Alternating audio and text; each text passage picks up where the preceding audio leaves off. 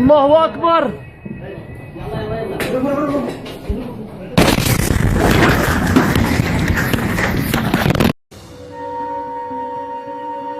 You're about to witness the mother of all bombs.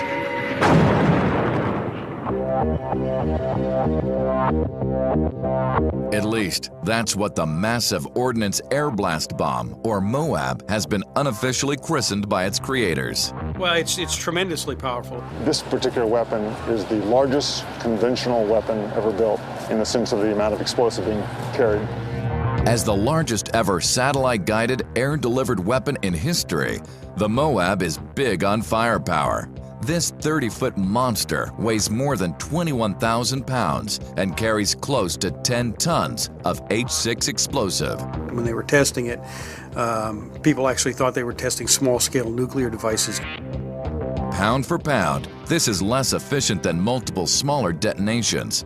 But the sheer destructive force of one huge blast, plus the psychological effect of the nuclear-style mushroom cloud, is undeniable. Good job. You drop one of these and you can take out a large amount of a target in one big explosion, one big boom.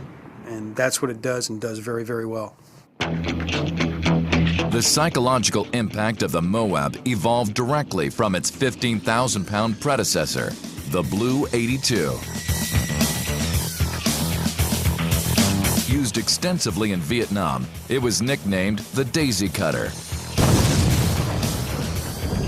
The Daisy Cutter's primary mission was obstacle clearing in the jungles of Vietnam. For quick helipad areas, the Air Force would drop the Daisy Cutter, clear out the jungle area, helicopters could come in. And certainly a real weapon for anyone close by when it was dropped.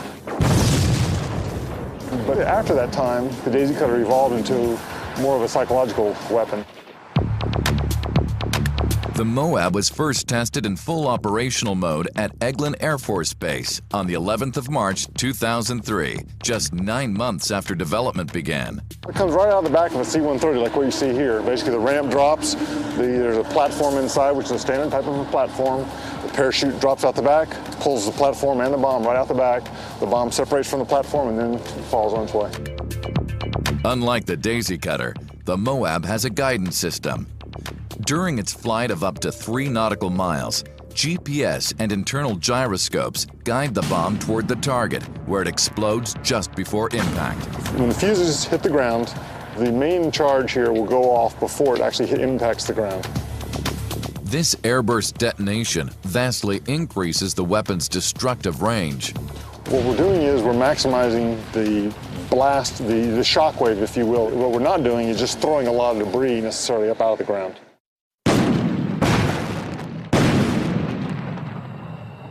What happens is that an intense fireball is formed. And that's the first effect that you see in the blast, a tremendous fireball.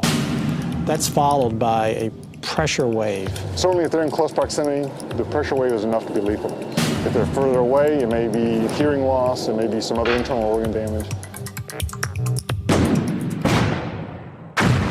Despite its massive blast, though, it's the MOAB's power as an instrument of psychological warfare that has made it front-page news. It's changed the face of battle from the perspective that you don't necessarily have to go in and do precision munitions on a lot of these different areas.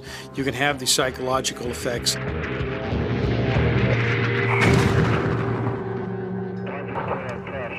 job.